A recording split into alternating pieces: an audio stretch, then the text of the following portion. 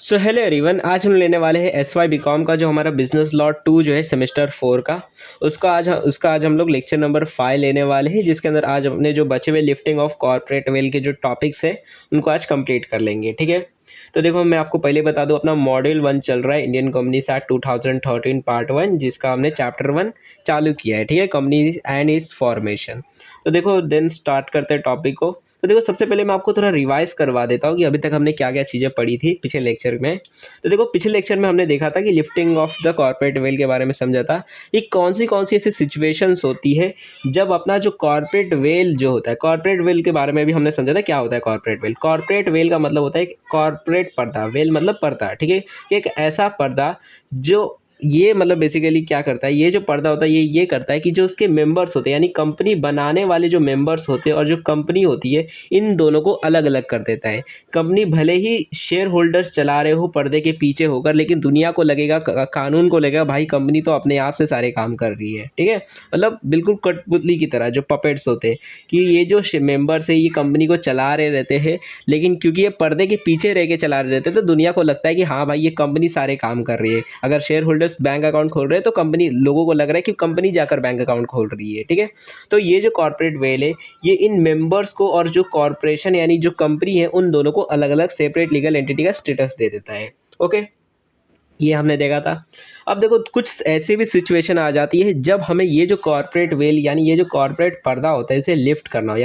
यानी कि इसे हटा देना होता है। कि हम ये कहेंगे कि जो शेयर होल्डर्स है यानी जो मेंबर्स है और जो कंपनी है वो दोनों एक ही है। मतलब ऐसी काफ़ी सारी सिचुएशंस आती है जिसके बारे में हमने देखा था, काफ़ी सारे केस लॉ भी देखे थे हमने। कि जैसे दिनशॉ पेटिट का देखा था कि अगर मान लो आप टैक्स या फिर जो आपकी जो रिवेन्यू है उसको छुपाने के लिए अगर आप किसी भी प्रकार का कंपनी खोल रहे हो सिर्फ इसी पर्पज से कि आप अपना रिवेन्यू को कम दिखा सको, अपने टैक्स को बचा सको, इसके लिए अगर आप कोई कंपनी खोलते हो देन बेसिकली उस टाइम पर जो है ये कहा जाएगा कॉर्पोरेट वेल को हटाया जाएगा। कोर्ट बोलेगा कॉर्पोरेट पर्दे को हटाओ और बोलो कि पर्दे के पीछे कौन है। पर्दे के पीछे हमने देखा था दिनशॉ पेटिट है, एंड देन बोला गया कि सारे रिवेन्यू जितनी भी इन्होंने कंपनियां खोली है, 4 कंपनियां उन्होंने खोली थी इसी पर्पस के लिए, चारों कंपनी में अपने इनकम को इन्होंने डिस्ट्रीब्यूट किया था ताकि टैक्स कम भर सके।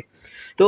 बोला गया कि पर्दे को हटाओ और बोलो कि पर्दे के पीछे कौन है, तो पर्दे के पीछे दिनशॉ पेटिट है, एंड देन बोला गया सारे लोगों की रिवेन्यू, सारी कंपनी और इनकी रिवेन्यू को मिलाओ और देन उनके ऊपर टैक्स लो। ओके, तो अगर आप टैक्स को चोरी करने के लिए या फिर अपने रिवेन्यू को कम दिखाने के लिए अगर कंपनी खोल रहे हो तो ऐसे टाइम पर जो है कॉर्पोरेट वेल को हटाया जा सकता है, लिफ्ट किया जा सकता है, कोर्ट ऐसा कर सकता है। उसके बाद हमने देखा था फ्रॉड, या फिर अगर आप कोई लॉ को तोड़ने के लिए, मतलब जैसे कि हमने उसका केस लॉ देखा था, ये जिसके अंदर बेसिकली हमने एक केस लॉ देखा जिसमें क्या हुआ था कि एक कंपनी के साथ पर्टिकुलरली उसने कॉन्ट्रैक्ट किया था, बेसिकली मेरे को नाम याद नहीं आ रहा है केस लॉ का। तो उसमें देखोगे तो हमने अगर कोई ऐसा भी हम बेसिकली कंपनी खोलते, इसलिए एक ऐसे पर्पज से अगर हम कंपनी को खोलते कि हम चाहते किसी के साथ फ्रॉड करने के लिए या फिर किसी के साथ मतलब जो भी लॉ है उसको तोड़ने के लिए अगर हम किसी प्रकार का भी कंपनी खोल रहे हैं तो वो भी बेसिकली उस टाइम पर भी बोला जाएगा कॉर्पोरेट पर्दे को हटाओ और बोले पर्दे के पीछे कौन है। ओके, उसके बाद हमने एक और सिचुएशन भी देखी थी कि हम कैरेक्टर जानने के लिए भी कंपनी का जो कॉर्पोरेट वेल है उसको हटा सकते हैं। ठीक है, जैसे हमने वो जर्मनी और अपना जो बेसिकली इंग्लैंड वाला जो केस था उसके बारे में हमने देखा था। ठीक है, तो उसके अंदर भी देखो तो हमने कैरेक्टर को जानने के लिए कॉर्पोरेट वेल को हटा दिया कि जितने भी शेयर होल्डर्स थे, मेजॉरिटी शेयर होल्डर जो थे वो जर्मन थे, तो इसलिए बोल दिया कि भाई ये जो जर्मन शेयर होल्डर्स है और ये जो कंपनी है ये जर्मन कंपनी हो गई, हम इसे अलग अलग सेपरेट लीगल एंटिटी नहीं बोलेंगे। ओके, तो ऐसे अलग अलग सिचुएशंस में हम कॉर्पोरेट वेल को हटा देते हैं। वैसे ही और भी कुछ सिचुएशंस होती है जिसके बारे में हम आगे अब पढ़ते हैं। तो देखो अब यहाँ पे लिखा है नेक्स्ट, जो हमारा फोर्थ जो एक्सेप्शंस होता है जहाँ पर हम अपने कॉर्पोरेट वेल को हटा देते हैं वो होता है where the company is a sham. ठीक है, अब कंपनी इज अ शैम का मतलब क्या होता है, तो देखो इसके लिए एक फेमस केस लॉ है जिसके बारे में अभी देखते हैं। तो देखो इस केस लॉ का नाम है Gilford Motor Company Limited versus Horne. ठीक है, बेसिकली ये जो पर्सन रहता है इसका नाम हॉर्न होता है। मतलब देखो ये जो पर्सन इसका नाम हॉर्न होता है। ठीक है, HORNES। ठीक है, हॉर्न। ठीक है, तो इसका नाम हॉर्न होता है और ये जो कंपनी रहती है, कंपनी में एक काम कर रहा था, एज ए एम्प्लॉय काम कर रहा रहता है एक कंपनी के अंदर जिसका नाम रहता है गिलफोर्ड मोटर कंपनी लिमिटेड। ठीक है, तो बेसिकली ये जो गिलफोर्ड कंपनी लिमिटेड जो रहती है इसको नौकरी पे रखी हुई रहती है। किसको रखी रहती है, तो हॉर्न को रखी हुई रहती है। ओके, तो इसमें होता क्या है, इस केस में होता क्या है देखो कि जब इस हॉर्न को कंपनी में लिया जाता है एज अ एम्प्लॉय, तो उस टाइम पर इससे कॉन्ट्रैक्ट साइन करवाया जाता है, ठीक है। इस कॉन्ट्रैक्ट में क्या लिखा रहता है कि आप जो है हमारे सेम नेचर का बिजनेस नहीं कर सकते, मतलब हमारे कॉम्पिटेटिव नेचर का बिजनेस नहीं कर सकते कल को अगर आप कंपनी छोड़ कर जाते हो, या फिर साथ साथ में ही साइड बाय साइड आप कोई ऐसा कंपनी नहीं खोल सकते जो हमारे ही नेचर की हो। मतलब क्या है, जैसे कि अगर मान लो, मैं आपको एग्जांपल देने के लिए समझाता हूँ। जैसे कि मान लो आप क्या करते हो, आप जाते हो किसी, आप जैसे कि आप किसी वड़ा पाव वाले के पास काम करते हो, ठीक है, या फिर किसी मतलब बेसिकली ढाबे वाले के पास आप काम करते हो, एंड देन ढाबे वाले की एक स्पेशल रेसिपी होती है जिसकी मदद से वो खाना मस्त बनाता है, ठीक है। एक स्पेशल रेसिपी उसके पास होती है, जो कि बेसिकली क्योंकि आप वहाँ पर काम कर रहे हो तो आपको रेसिपी पता चल जाती है कि हाँ भाई ये सारी चीज़ें डालता है तो ये सारी चीज़ें मस्त खाना बन जाता है, ओके। अब आपको रेसिपी पता है। अब होता क्या है, जब ढाबे वाला जब आपको काम पे रख रहा रहता है तो वो आपको पहले ही बता देता है कि अगर तू काम कल को छोड़कर जाएगा, या फिर काम करते हुए भी तू साइड बाय साइड मेरा जो रेसिपी है उसको चुरा कर बेसिकली, मतलब इसी तरीके से दूसरा साइड में अपना होटल खोलकर यही बिजनेस नहीं कर सकता, तो दूसरा कोई बिजनेस कर सकता है, बट ढाबा खोलकर जो मैं खाना बनाकर बेच रहा हूँ तो वही खाना बनाकर नहीं बेच सकता, मतलब सेम नेचर का तो बिजनेस नहीं कर सकता। तो इसी तरीके से ये जो कंपनी थी इन्होंने भी कॉन्टैक्ट करवाया कि तुम हमारे सेम नेचर का बिजनेस नहीं कर सकते, कल को अगर कंपनी छोड़ के चले भी जाते हो या फिर करते टाइम पे भी साइड बाय साइड आप ऐसा बिजनेस नहीं कर सकते। मतलब सिंपली ये कहना था कि तुम हमारे कस्टमर को चोरी नहीं कर सकते, जो हमारे कस्टमर है, ठीक है, तुम दूसरा कोई टाइप का बिजनेस कर सकते हो। अब होता क्या है, ये जब नौकरी लेता है तो उस टाइम पे साइन वाइन कर देता है, हाँ ठीक है कोई नहीं, मैं सारी चीज़ें अप्रूव, मतलब जैसे हम लोग करते हैं ना, मतलब दे देते हैं कि हाँ भाई मेरे को चलेगा, ठीक है, मैं कंपनी में ज्वाइन करना चाहता हूँ, सारी चीज़ें मैं अप्रूव करता हूँ, ठीक है, सारी चीज़ों को मैं बेसिकली एक्सेप्ट करता हूँ जितने भी टर्म्स एंड कंडीशन है। अब ये एग्रीमेंट हो जाता है इनके बीच में, बट बाद में क्या होता है कि अब ये जो हॉर्न होता है ये सोचता है मैं क्या करूँ, ठीक है, बेसिकली क्योंकि अब इसको बिजनेस तो करना ही है, तो ये क्या करता है, एक कंपनी खोल देता है, ठीक है। अब क्योंकि देखो ये खुद का बिजनेस तो कर नहीं सकता कि जाकर खुद का एक बिजनेस खोल ले, तो ये क्या करता है, इसको पता है भाई कि देखो कंपनी जो है वो सेपरेट लीगल एंटिटी है और मैं एक अलग पर्सन हूँ, तो मैं बोल सकता हूँ भाई ये तो एक अलग पर्सन है और मैं तो एक अलग अलग पर्सन, हम दोनों अलग अलग पर्सन है, तो मैं थोड़ी बिजनेस कर रहा हूँ, ये तो कंपनी बिजनेस कर रही है तुम्हारे नेचर का, ठीक है। तो ऐसे टाइम पर ये यही दिमाग लगाता है कि भाई क्यों कंपनी के पास सेपरेट सेपरेट लीगल एंटिटी का स्टेटस है, तो एक काम करता हूँ मैं कंपनी खोल देता हूँ। तो ये जो हॉर्न होता है वो एक कंपनी खोल देता है, ठीक है, कंपनी को रजिस्टर करवाकर कंपनी खोल देता है, एंड देन वही सेम नेचर का बिजनेस करने लगता है। यानी क्या कि एक शाम मतलब सिर्फ नाम के लिए कंपनी को खोल देता है, इस वजह से ताकि वो एक पर्टिकुलर पर्पस को कर सके। वो पर्पस क्या है कि जो लॉ है उसको तोड़ा जा सके, ठीक है। मतलब क्या, इस पर्सन के ऊपर जो भी लॉ अप्लाई होता है उस लॉ को तोड़ने के लिए पर्टिकुलरली इस सेम सिर्फ एक सिंगल पर्पस के लिए कि मैं इस लॉ को तोड़ूं, इसके वजह से ये एक कंपनी को खोल देता है, ठीक है। अगर मान लो इसके ऊपर ये लॉ नहीं रहता तो क्या करता, अपने नाम से ही कोई मतलब खुद ही से कोई एक दुकान खोल लेता, बट ये ऐसा ना कर सके, मतलब लॉ को तोड़ सके, इसलिए क्या करता है कि ये कंपनी खोल देता है, ठीक है। अब बेसिकली कंपनी को पता चल जाता है, यानी गिलफोर्ड कंपनी को पता चल जाता है कि ऐसा ऐसा सारी चीज़ें की है इसने, ठीक है। और ये कब करता है, जब कंपनी को छोड़ देता है, ठीक है, इसने जॉब छोड़ दी है, रिजाइन कर दिया है, और उसके बाद जाता है अपनी खुद की कंपनी खोल देता है, ठीक है। अब होता है क्या, देखो गिलफोर्ड कंपनी इसके ऊपर केस कर दिए थे, ये देखो भाई इसने कॉन्ट्रैक्ट किया था हमारे साथ, ये सेम नेचर का बिजनेस नहीं करेगा बट ये कर रहा है। तो ऐसे टाइम पर जो है ये मतलब जो हॉर्न है उसका क्या कहना है कि भाई देखो मैं थोड़ी बिजनेस कर रहा हूँ, ये तो कंपनी बिजनेस कर रही है, हम लोग तो दो जिसमें बेसिकली दो जान है। मतलब क्या कि मैं एक अलग पर्सन हूँ एंड ये जो है ये अलग पर्सन है, मैंने कंपनी को बनाया बट मैं कंपनी नहीं हूँ, मतलब मैं खुद बिजनेस को नहीं कर रहा हूँ, तो कंपनी बिजनेस को कर रही है, हम लोग दो अलग अलग पर्सन है, ठीक है, मतलब सेपरेट लीगल एंटिटी, यही कहना था हॉर्न का। तो फिर ये बात कोर्ट में गई, इस कोर्ट में डिसीजन हुआ, एंड उस टाइम पर बोला गया कि देखो ये जो हॉर्न है उसका सोल पर्पस यही था इस कंपनी को खोलने का, ताकि वो जो है इस लॉ को तोड़ सके जो कॉन्ट्रैक्ट इनके बीच में बना था। तो इसलिए इन्होंने कॉर्पोरेट वेल को हटा दिया, यानी कि बेसिकली पर्दे को हटाया, बोला पर्दे के पीछे कौन है, हॉर्न है, तो हॉर्न और कंपनी एक ही पर्सन है, यानी हॉर्न ने जो है वो सेम नेचर का बिजनेस किया एंड देन कॉन्ट्रैक्ट को तोड़ दिया है। तो ऐसे टाइम पर बेसिकली यही डिसीजन है। तो आप कह सकते हो कि जब बेसिकली आप किसी लॉ को तोड़ने के लिए आप एक शाम कंपनी खोलते हो, शाम कंपनी का मतलब होता है सिर्फ मतलब दिखावे की कंपनी, ठीक है, कि मैंने नाम के लिए वो कंपनी खोल दी है, ओके। मेरा मेन पर्पस बेसिकली कुछ और ही है। तो वैसे यहाँ पर भी देखो उसने सिर्फ नाम के लिए कंपनी खोली, उसका मेन पर्पस क्या था कि वो लॉ को तोड़ सके जो उसके ऊपर लगाया गया था कि भाई तुम सेम नेचर का कॉन्ट्रैक्ट नहीं कर सकते, नहीं तो ऐसे वो ढाबा भी खोल सकता था, बट उसको कंपनी खोलनी पड़ी क्योंकि वो उस पर्पस को पूरा कर सके, फुलफिल कर सके, ठीक है। तो यही बोला गया है कि अगर आप कोई शाम कंपनी खोलते तो ऐसे टाइम पर भी कॉर्पोरेट वेल जो है उसको लिफ्ट किया जा सकता है। उसके बाद कंपनी अवॉइडिंग लीगल ऑब्लिगेशन, तो उस टाइम पर भी आपका जो कॉर्पोरेट वेल है उसको लिफ्ट किया जा सकता है, ठीक है। अब लीगल ऑब्लिगेशंस क्या होती है, तो देखो लीगल ऑब्लिगेशन जैसे आपने सुना होगा कि कंपनी जो होती है उसको CSR जो रहता है, CSR मतलब क्या, मतलब बेसिकली कॉर्पोरेट सोशल रिस्पॉन्सिबिलिटी आपने सुना होगा, आपने पढ़ा भी होगा, ठीक है, कि हर एक जो कंपनी रहती है उनको कुछ सोशल रिस्पॉन्सिबिलिटी रहती है, उनको देना रहता है, ठीक है, मतलब सोसाइटी में कुछ हेल्प करनी रहती है, जैसे एजुकेशन में मान लो कुछ चैरिटी दे देना या फिर कुछ हेल्प करना, ठीक है, किसी भी तरीके से। तो हर एक कंपनी का ऐसे CSR करने का रहता है। वैसे ही एक बोनस रेगुलेशन एक्ट है कि बेसिकली आपको जो है आपके जो एम्प्लॉय, अगर मान लो आपको 1 करोड़ का प्रॉफिट होता है तो उसमें से पर्टिकुलरली कुछ परसेंट अमाउंट जो रहता है आपको अपने एम्प्लॉय को देना पड़ेगा एज अ बोनस, क्योंकि उनकी मेहनत की वजह से आपने ये एक्स्ट्रा प्रॉफिट कमाया है, ठीक है। जब आप एक्स्ट्रा प्रॉफिट कमाते हो, मान लो हमेशा आप 50 लाख रुपए का प्रॉफिट कमा देते हैं, बट अचानक से आपकी जो सेल है वो डबल हो गई, आपका प्रॉफिट डबल हो गया, 1 करोड़ का हो गया, तो ऐसे टाइम पर जो है आपको जो है इसमें से कुछ परसेंट अमाउंट, जैसे 10%, 5%, 15%, 20%, जो भी आपको लगता है, मतलब एक पर्टिकुलर रेगुलेशन है कि इतना आपको मिनिमम देना है, तो उतना परसेंट बोनस जो है आपको अपने एम्प्लॉय को देना होगा। ऐसा नहीं दिवाली में बोनस वाला नहीं, ये दूसरा बोनस है, ठीक है। ये कब देते हैं, जब आपको एक्स्ट्रा प्रॉफिट होता है, ठीक है। तो ये बेसिकली नियम है, लीगल ऑब्लिगेशन है कि आपको ऐसा करना ही है एक कंपनी को, एज अ कंपनी, ठीक है। तो ये कुछ लीगल ऑब्लिगेशन होती है। तो इसी से रिलेटेड एक केस लॉ भी है, देखो उसके अंदर क्या हुआ था। तो देखो इस केस लॉ में क्या होता है आपको मैं डायरेक्टली बताता हूँ। देखो नॉर्मली क्या होता है, आपको पहले ये समझ आ लेते, थोड़ा हम लोग trading and profit and loss account को समझते हैं, वैसे तो आपको पता होगा, फिर भी हम लोग आज पढ़ेंगे, ठीक है। वैसे मैं अकाउंट नहीं पढ़ाता हूँ, बट आज ट्राई करेंगे, ठीक है। तो आपको पता होगा trading and profit and loss account में क्या होता है। सबसे पहले हम लोग ऊपर ट्रेडिंग अकाउंट बनाते हैं, नीचे प्रॉफिट एंड लॉस अकाउंट रहता है अपना, ठीक है। लोग अलग अलग भी बनाते हैं, हम लोग जॉइंट बनाएंगे, ठीक है।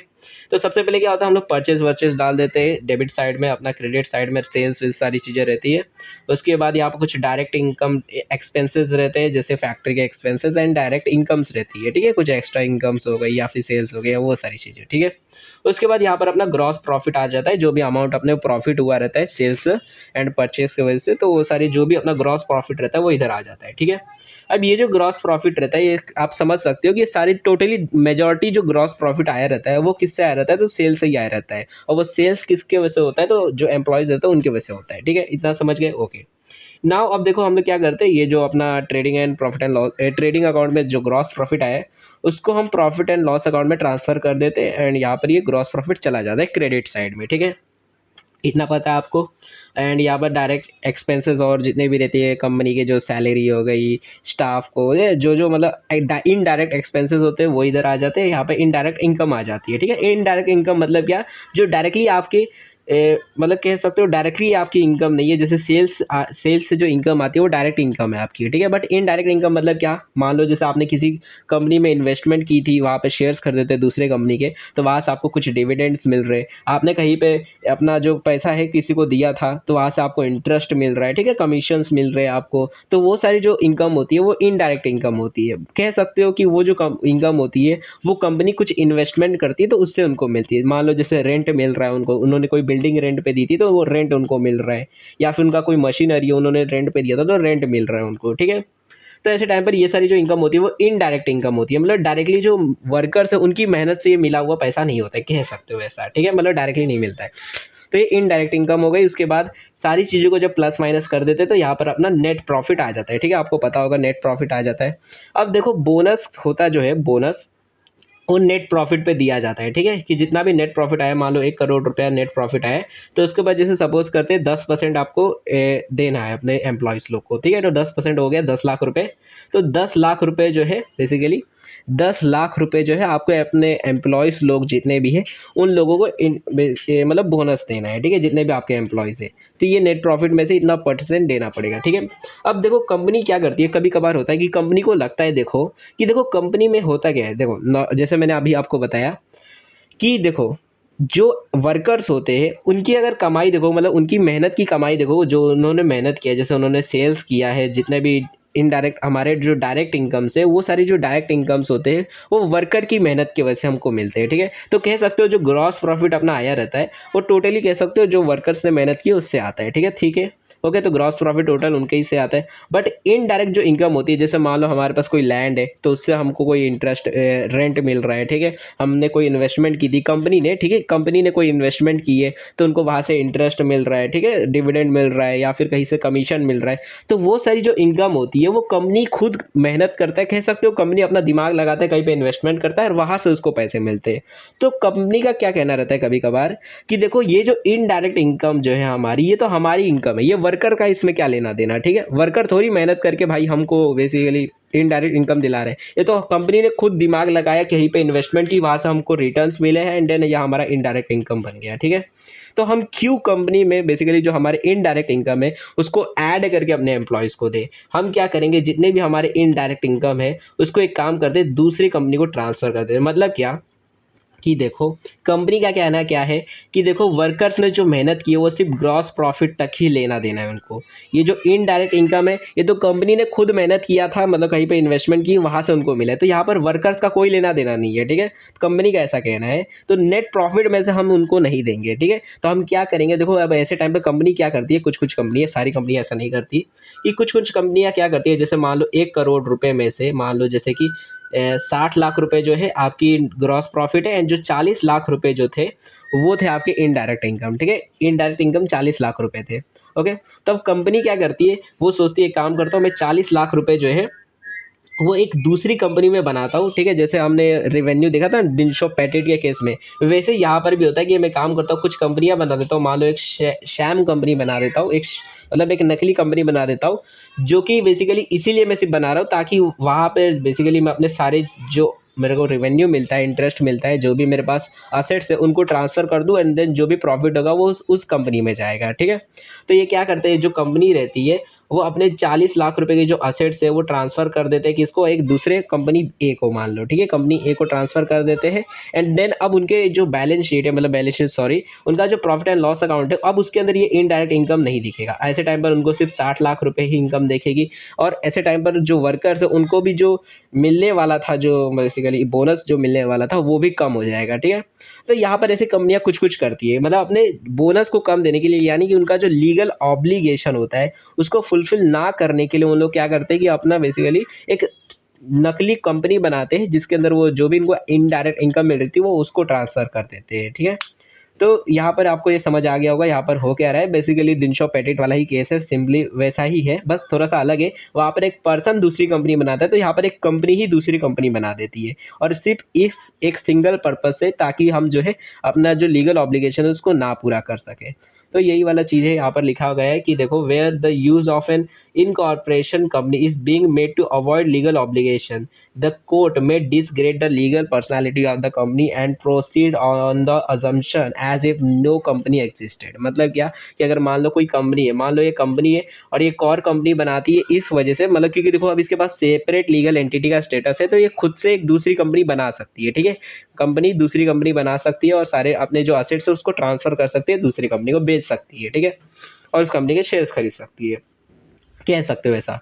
तो जैसा दिनशॉप पैटेट में होता है वैसे ही सेम, तो अगर ऐसा कोई कंपनी करती है वो भी सिर्फ इसलिए ताकि हम अपने लीगल ऑब्लिगेशन को अवॉइड कर सके, हमारी जो जिम्मेदारी बनती है उसको अवॉइड कर सके, तो ऐसे टाइम पर कोर्ट बोल सकता है कि ये जो कॉर्पोरेट पर्दा है उसको हटाओ और बोलो ये जो कंपनी ए है जो है और ये जो कंपनी है जिसने इसको बनाया है वो दोनों एक ही कंपनी है, दोनों की प्रॉफिट जो भी उनका रेवेन्यू उसको ऐड करो, और देन उनकी जो लीगल ऑब्लिगेशन है ऐड करने के बाद जो भी अमाउंट आता है उससे उनकी लीगल ऑब्लिगेशन को फुलफिल किया जाएगा। यानी क्या, दोनों की इनकम को ऐड किया जाएगा, 1 करोड़ होगा और 1 करोड़ के ऊपर ही बोनस दिया जाएगा, ठीक है। तो इस तरीके से बोला जा रहा है कि अगर कोई कंपनी अवॉइड करता है अपना लीगल ऑब्लिगेशन तो उस टाइम पर भी जो है ये जो कॉर्पोरेट वेल है वो हटाया जा सकता है, ओके। उसके बाद देखो अब यहाँ पर सिक्स्थ जो अपना सिचुएशन है जहाँ पर आपका कॉर्पोरेट वेल को लिफ्ट किया जाता है वो है company acting as an agent और trustee of the shareholders. मतलब क्या है कि जो कंपनी है वो एक एजेंट की तरह काम कर रही है शेयर होल्डर का। मतलब क्या कि शेयर होल्डर जो है वो प्रिंसिपल है और ये जो कंपनी है वो उसके एजेंट की तरह काम कर रही है, तो ऐसे टाइम पर भी जो है कॉर्पोरेट वेल को लिफ्ट किया जा सकता है, ठीक है। अब इसका मतलब क्या होता है, ये क्या है, तो उसको अभी समझाता हूँ। तो एक एग्जाम्पल से उसके बाद इसके पॉइंट को पढ़ेंगे, ठीक है। तो देखो इसका एग्जांपल ले लेते हैं एक बार। तो देखो जैसे मान लेते हैं एग्जांपल ले लेते हैं, ये है आदित्य, ठीक है, आदित्य है, ओके। अब आदित्य जो रहता है वो आदित्य कंपनी लिमिटेड जो रहता है वो इसका एक कंपनी रहता है जो ये खोलता है, ठीक है, जहाँ पर ये ट्रांसपोर्टेशन का बिजनेस करता है, ठीक है। इसके पास मस्त लाइसेंस होता है, सारी चीज़ें होती है, अपना बिजनेस कर रहा रहता है। अब देखो आदित्य जो रहता है उसको थोड़ा मतलब पैसे का लालच आ जाता है, तो वो क्या करता है, वो सोचता है एक काम करता हूँ मैं, थोड़ा इलीगल काम करना चालू कर देता है। कौन देख रहा है, वैसे सबको तो पता है मैं ट्रांसपोर्टेशन का काम कर रहा हूँ और पीछे पीछे से इलीगल काम भी थोड़ा बहुत कर लूँगा, ठीक है। तो आदित्य जो रहता है वो इलीगल काम करना चालू कर देता है। इलीगल काम मतलब क्या, जैसे ड्रग्स की स्मगलिंग करना चालू कर देता है, ठीक है, सारी चीज़ों को स्मगल इधर से उधर करने लग जाता है अपने ट्रांसपोर्टेशन बिजनेस के नाम से, ठीक है।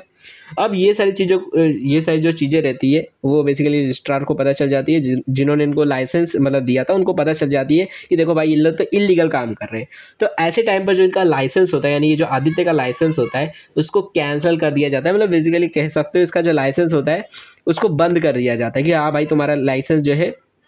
वो अब बंद हो गया, बैन हो गया तुम्हारा, तुम अब लाइसेंस वापस से मतलब तुम बार बार उसका जो लाइसेंस रहता है उसको बंद कर देते हैं, ठीक है, मतलब कि अब वो ये ट्रांसपोर्टेशन बिजनेस नहीं कर सकता। अब ये जो आदित्य है वो चाहता है कि मैं बिजनेस करूँ, ओके, ये चाहता है कि भाई मेरे को तो बिजनेस करना है, इसी से मेरा पेट पलने वाला है। तो ये आदित्य अब दिमाग लगाता है, ये क्या करता है, ये बोलता है कि एक काम करता हूँ मैं एक दूसरी कंपनी खोलता हूँ, एक ऐसी कंपनी जो मेरी इस बिजनेस के बदले में वो काम करेगी, ठीक है, मतलब एज एन एजेंट काम करेगी मेरी इस कंपनी के लिए, ठीक है, मतलब कह सकते हो कि मेरे लिए वो एक एज एन एजेंट एक और मैं कंपनी खोलता हूँ जो मेरे लिए वो काम करेगी, ठीक है, मतलब बेसिकली यहाँ पर कहने का मतलब क्या है कि देखो आदित्य पहले ये काम करता था, बट क्योंकि अब इसकी कंपनी को बंद कर दिया गया है तो इसलिए अब इस काम को करने के लिए एक दूसरी कंपनी को बना रहा है, ठीक है। और बेसिकली अब ये जो कंपनी है ये जाती है रजिस्ट्रेशन के लिए, मान लो इस कंपनी का नाम ये रख देता है ए कंपनी लिमिटेड, ठीक है, इसका नाम था आदित्य कंपनी लिमिटेड, तो इसका नाम रख देता है ए कंपनी लिमिटेड। अब इसके लिए रजिस्ट्रेशन के पास जाता है। अब फिर से जो जिसके पास ये रजिस्ट्रेशन के लिए जा रहे रहते हैं, मतलब बेसिकली जिनके पास ये लाइसेंस लेने के लिए जा रहे थे, उनको पता चल जाता है भाई ये भी जो कंपनी है तो आदित्य की ही कंपनी है, तो उन लोग देने से मना करते थे लाइसेंस। तो आदित्य का कहना है देखो भाई मैं और ये जो कंपनी हम लोग तो अलग अलग है, हम लोग सेपरेट लीगल एंटिटी है, तो मैं थोड़ी लाइसेंस ले रहा हूँ, ये तो मेरी कंपनी लाइसेंस ले रही है, तो मतलब बेसिकली मेरी कंपनी को लाइसेंस मिलना चाहिए। तो अब बताओ यहाँ पर क्या होगा, क्या लाइसेंस मिलेगा? तो देखो यहाँ पर कहना है नहीं मिलेगा लाइसेंस। क्यों नहीं मिलेगा? क्योंकि ये जो कंपनी है वो बनाई ही इसलिए जा रही है ताकि ये जो है कंपनी वो आदित्य का जो काम है वो कर सके, मतलब बेसिकली कि आदित्य के जो पहले जो वो काम ये कंपनी कर रही थी अब उसके बदले में ये कंपनी वो सारे काम करने लगेगी, ठीक है। तो इसलिए बोला गया कि ये जो कंपनी है वो एज एन एजेंट की तरह काम कर रही है आदित्य के लिए और सारे उसके काम करेगी, ठीक है।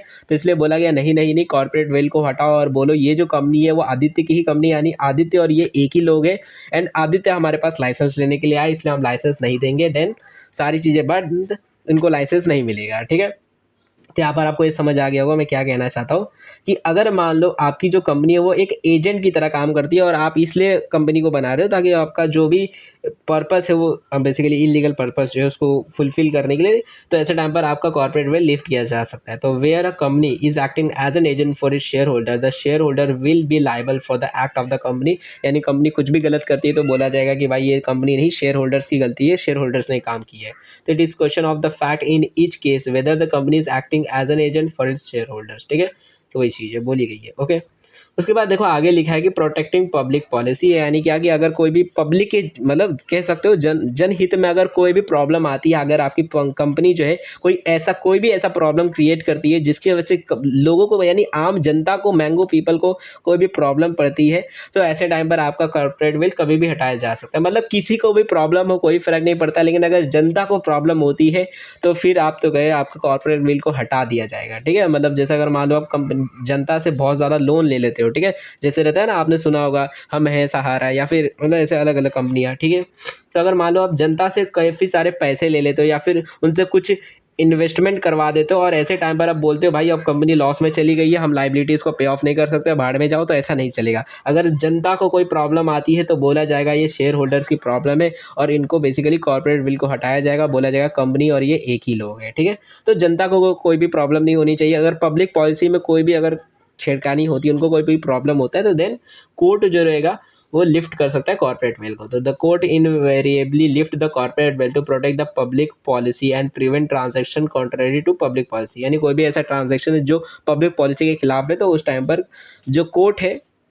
वो लिफ्ट कर सकता है कॉर्पोरेट वेल को, ठीक है। उसके बाद देखो कुछ स्टैट्यूटरी एक्सेप्शंस दिए गए हैं कि बेसिकली यहाँ पर कुछ मतलब ऐसे कानूनी एक्सेप्शंस दिए गए हैं कि कुछ ऐसे नियम कानून होते हैं, अगर वो नियम कानून को नहीं फॉलो किए जाते तो ऐसे टाइम पर भी जो है बेसिकली ये बोला जाएगा मतलब कि आपकी कंपनी जो है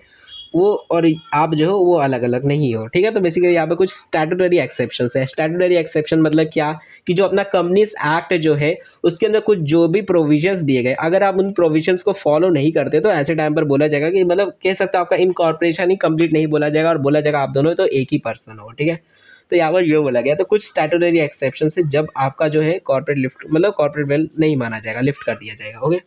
तो देखो सबसे पहला जो एक्सेप्शन है वो है allotment of security by company, ठीक है। तो देखो इसका मतलब क्या है, तो देखो इस अपना जो इंडियन कंपनीज एक्ट जो है उसका जो सेक्शन 39 है वो बात करता है कि देखो कब कंपनी जो है वो अलॉटमेंट कर सकती है सिक्योरिटीज़ का, ठीक है। अब उसका मतलब क्या है, सिक्योरिटीज़ का मतलब क्या, तो देखो जब भी कंपनी नई नई खुलती है तो कंपनी जो रहती है वो अपने शेयर्स को जो है वो बेसिकली लॉन्च करती है कि आप हमारे शेयर्स को खरीदो, ठीक है। जनरल पब्लिक को बोलती है कि आप हमारे शेयर्स को खरीदो, ठीक है।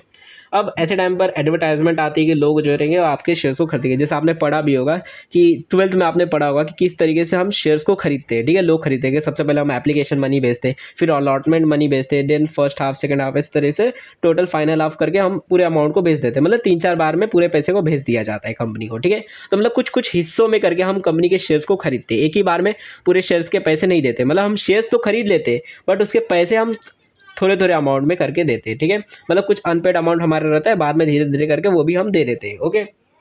जब जब हमसे कंपनी मांगती जाती है तब तब हम उन्हें देते जाते हैं, ओके। अब देखो ये जो अपना सेक्शन 39 है वो ये कहता है कि कब आप जो उनका बेसिकली जो उनका एप्लीकेशन जो आता है, मतलब एप्लीकेशन मनी जब उन लोग पहले भेजते हैं हमको, ठीक है, कि हमने शेयर्स को एडवर्टाइजमेंट डाली, फिर उन्होंने एप्लीकेशन मनी हमको भेजा कि हाँ भाई हम तुम्हारे कंपनी के शेयर्स को खरीदना चाहते हैं, तो कब हम अपने कंपनी बेसिकली वो जो एप्लीकेशन है उसको एक्सेप्ट कर सकते हैं, ठीक है। एंड देन आप उनको अलॉटमेंट मनी उनसे डिमांड कर सकते हैं, कौन सी सिचुएशन में, तो वो सेक्शन 39 डिफाइन करता है, ठीक है। कि देखो सेक्शन 39 ये कहता है कि अगर आपके प्रोस्पेक्टस के अंदर कोई लिमिट दी गई है मिनिमम सब्सक्रिप्शंस की, या फिर अगर नहीं दी गई है, तो ऐसे टाइम पर 90% अगर आपके शेयर सब्सक्राइब हो जाते हैं, यानी क्या कि अगर मान लो 100 रुपये के आपके शेयर है टोटल, तो मतलब टोटल 100 रुपये के आपकी कैपिटल है, उसमें से अगर 90 रुपये के अगर आपके शेयर्स को बिक जाते हैं, ठीक है। यहाँ पर आपको 90 रुपये मिलते नहीं है, पहले बता दूँ आपको 90 रुपये नहीं मिल रहे, आपके 90 रुपये के जो शेयर्स है वो बिक जा रहे हैं। मान लो 1 रुपये का एक शेयर है, तो आप मान लो 98 रुपया जो है एक एप्लीकेशन मनी आपको मिल रहा है, बट आप शेयर्स तो 1 रुपया उसको दे दे रहे हो ना, 1 रुपये का शेयर आप उसको पहले ही दे दे रहे हो, आप अमाउंट बस उससे अभी थोड़ा ही ले रहे हो, बाकी का पैसा बाद में आप उससे लोगे, ठीक है।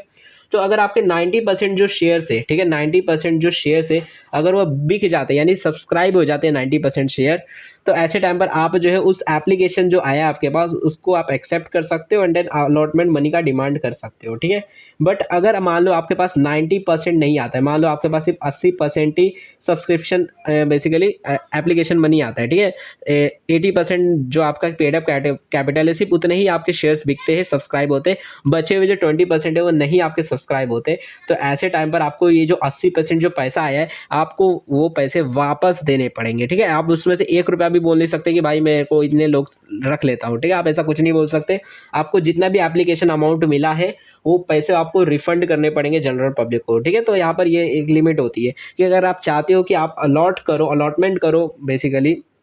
एप्लीकेशन को, तो ऐसे टाइम पर आपका जो मिनिमम जो परसेंटेज होता है सब्सक्रिप्शन का वो फुलफिल होना चाहिए। अगर वो सब्सक्रिप्शन उतना नहीं होता है तो आपको मतलब 1% का भी अगर कमी होता है तो ऐसे टाइम पर आपको पूरा जितना भी आपके पास एप्लीकेशन आया है वो आपको रिफंड करना होगा, यानी लोगों को वापस वो पैसे देने होंगे। तो यही सिचुएशन है, ठीक है। या फिर अगर आपके प्रोस्पेक्टस के अंदर अगर आपने कोई मिनिमम परसेंटेज दिया है, जैसे अगर मान लो आपने प्रोस्पेक्टस के अंदर आपने लिखा है कि 80% का ही मैं मिनिमम दे रहा हूँ, कि 80% भी अगर आ जाता है तो देन हम लोग जो है अलॉट कर देंगे। अगर आपके प्रोस्पेक्टस के अंदर आपने लिखा है, तब नहीं लिखा है तो डिफॉल्ट ये माना जाएगा 90% कम से कम आना चाहिए, अगर लिखा है तब उतना ही हो जाएगा, ठीक है। तो यही बात है कि अगर मान लो कंपनी जो है वो बेसिकली एप्लीकेशन जो है उनका यानी सब्सक्रिप्शन जो है उतना पर्टिकुलर परसेंटेज में नहीं आता, यानी मिनिमम परसेंटेज अमाउंट जो है वो उनका सब्सक्राइब नहीं होते शेयर, तो ऐसे टाइम पर जो है उनका जो अलॉटमेंट मनी जो है वो नहीं मांग सकते, कोई भी अलॉटमेंट मनी उनको नहीं मिलेगा, उनको रिफंड करना पड़ेगा जो भी उनको सब्सक्रिप्शन मनी मिला है, ठीक है। तो यही बोला गया कि no allotment of any security मतलब वही shares of the company offered to the public for subscription shall B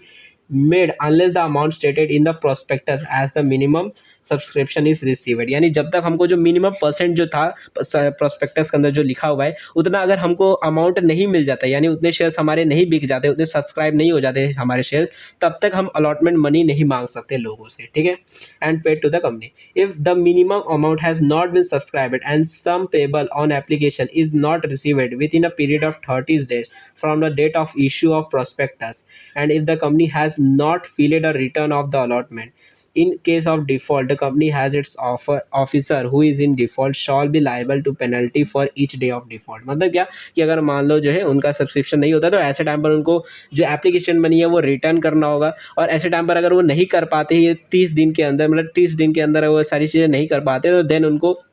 default बोल दिया जाएगा, कंपनी डिफ़ॉल्ट हो गई है। एंड जो भी ऑफिसर इन्वॉल्व थे वो सारे काम के अंदर उनको भी डिफ़ॉल्ट बोल दिया जाएगा, एंड देन उनके ऊपर फाइन लगाई जाएगी। ठीक है, कितना फाइन लगाई जाएगी तो वो लाइबल हो गए पेनल्टी के लिए, हर दिन उनको कुछ पेनल्टी देनी पड़ेगी। देखो यहाँ पर लिखा गया है कि प्रतिदिन वो 1,000 रुपये पेनल्टी देंगे हर एक दिन, विच डिफ़ॉल्ट कंटिन्यू और 1,00,000 rupees which ever is less. मतलब क्या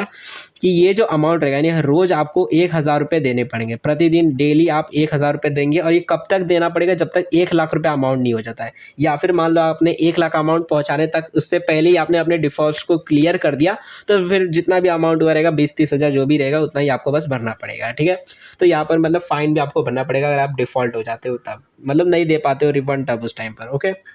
तो उस टाइम पर मतलब बेसिकली यही बोला जा रहा है। तो उस टाइम पर आप ये नहीं बोल सकते भाई ये कंपनी है तो कंपनी की लाइबिलिटी है मैं क्यों भरूँ, तो शेयर होल्डर्स को अपना घर बार बेच कर भी बेसिकली देना पड़ जाएगा। ओके, मतलब इस अमाउंट को पे ऑफ करना पड़ेगा, ये जो पेनल्टी है वो भरनी पड़ेगी कंपनी शेयर होल्डर्स को। ओके, जो भी मतलब ऑफिसर इन्वॉल्व है, ऑफिसर कौन, तो वही शेयर होल्डर्स ही ऑफिसर है, तो बेसिकली उनको ही ये डिफॉल्ट फाइन भरना पड़ेगा। ओके, और ये कब तक भरना पड़ेगा, जब तक 1,00,000 रुपये नहीं हो जाते, या फिर 1,00,000 से अगर कम में ही आपने पहले ही उसको क्लियर कर दिया डिफॉल्ट को, तो उस टाइम पर बस उतना ही आपको अमाउंट देना पड़ेगा। ओके, उसके बाद देखो नेक्स्ट यहाँ पर लिया है नेम ऑफ द कंपनी, यानी क्या, ये देखो सेक्शन 12 जो है कंपनी एक्ट का वो ये बोलता है कि आपको कंपनी का नेम देना पड़ेगा, कंपनी का एड्रेस, वो सारी चीज़ें देनी पड़ेगी। अगर आप ये सारी चीज़ें नहीं देते हो रजिस्ट्रेशन के टाइम पर तो उस टाइम पर भी आपको कुछ पेनल्टी भरनी पड़ेगी, और वो कौन भरेगा, तो वो भी शेयर होल्डर्स ही भरेंगे। ठीक है, तो आप उस टाइम पर भी ये कंपनी के ऊपर नहीं ठोप सकते भाई कंपनी नहीं दिया नाम तो मैं क्यों दूँ पैसा, ऐसा नहीं बोल सकते। उस टाइम पर भी कॉर्पोरेट वेल हटाया जाएगा, बोला जाएगा भाई शेयर होल्डर्स ही पैसा भरेंगे। ठीक है, तो every company shall paint, paint मतलब बेसिकली कि उनका नाम अपना रखना चाहिए, और affix its name and address to its registered office, यानी कि जो भी उनका ऑफिस रहता है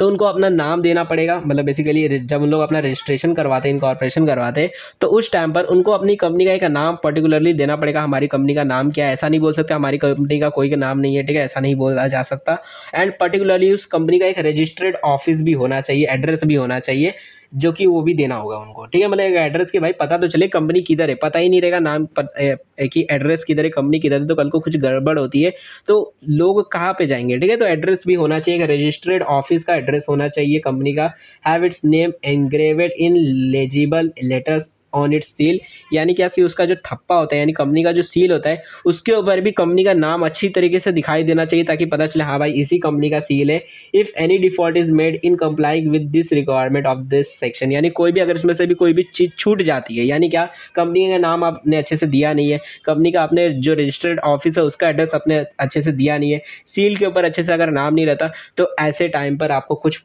प्रॉब्लम होगी, यानी कुछ सजा या फिर पनिशमेंट या फिर फाइन आपको भरना पड़ेगा। ठीक है, इस सेक्शन की अगर कोई भी रिक्वायरमेंट को आप फुलफिल नहीं करते तो देन आपको प्रॉब्लम झेलनी पड़ेगी। ठीक है, तो company and every officer who is default shall be liable to penalty, यानी जो भी ऑफिसर होंगे, ऑफिसर कौन होंगे, शेयर होल्डर्स ही होंगे या फिर जो बोर्ड ऑफ डायरेक्टर्स। ठीक है,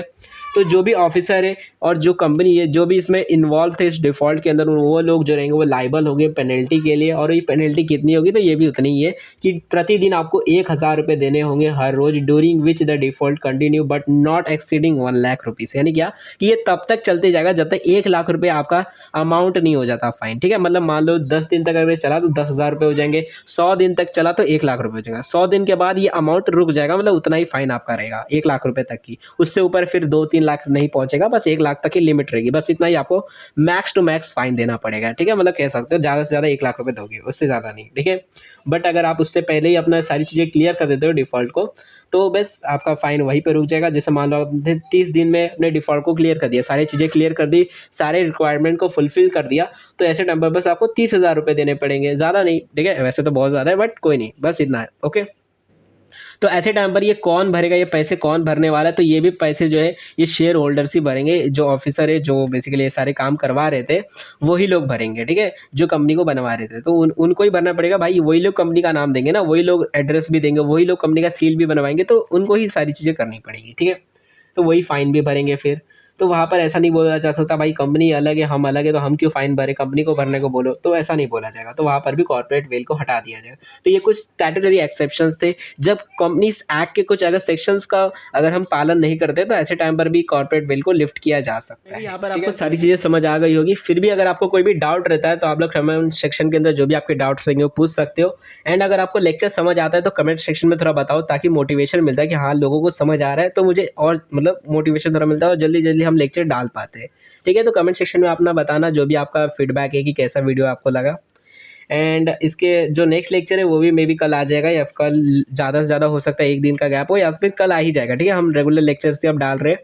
तो नेक्स्ट लेक्चर हो सकता है कल आ जाए। तो चैनल को सब्सक्राइब कर दो और वीडियो को शेयर कर दो, ताकि जैसे ही वीडियो नेक्स्ट वीडियो आएगी तो उसका आपको नोटिफिकेशन मिल जाएगी। एंड वीडियो को पक्का अपने दोस्त लोग के साथ शेयर कर देना, ताकि वो लोग भी इस वीडियो को देख सके। ठीक है, तो शेयर करना मत भूलना। एंड एक बार वीडियो को बीच में से ऐसे क्लिक करो, एंड बीच में वहाँ पर साइड में आपको लाइक का बटन दिखता होगा, तो वहाँ पर लाइक का बटन दिख रहा है, वीडियो को लाइक कर दो, ताकि मुझे लगे कि हाँ भाई आपको वीडियो पसंद आ रही है। ठीक है, लोग लाइक ही नहीं करते, मैं नहीं बोलता तो लोग लाइक ही नहीं कर रहे हैं। ठीक है, तो प्लीज़ लाइक भी किया करो, ताकि मुझे पता चले कि हाँ आपको वीडियो पसंद आ रही है। ठीक है, तो लाइक करो और कमेंट करो कि आपको कैसा लग रहा है वीडियो। एंड इस वीडियो को अपने दोस्तों के साथ भी शेयर कर देना। और अगर आपको जो अपने नई नई अगर आपको नोटिफिकेशन चाहिए रहेगी कि आपने नए नए कौन से लेक्चर्स आने वाले हैं, तो आपको इंस्टाग्राम पे मिलेंगे जब आएंगे तब, तो उस टाइम पर आपको वहाँ पर नोटिफिकेशन मिल जाएंगे, तो वहाँ पर जाकर आप फॉलो कर सकते हो। और अगर आपको लेक्चर का पीडीएफ चाहिए रहेगा स्टडी पर्पज़ के लिए, तो आपको टेलीग्राम पे मिल जाएगा, तो वहाँ से जाकर आप ले सकते हो। ठीक है, डाउनलोड कर सकते हो स्टडी पर्पज़ के लिए ओनली। एंड अगर आप वीडियो को लेट देख रहे हो, यानी 1-2 दिन बाद देख रहे हो, तो हो सकता है इसका नेक्स्ट लेक्चर आ गया हो, तो यहाँ से जाकर आप नेक्स्ट वीडियो को भी देख सकते हो इस प्लेलिस्ट के अंदर। Okay, so thanks for watching my video, हमने नेक्स्ट वीडियो मिलेंगे।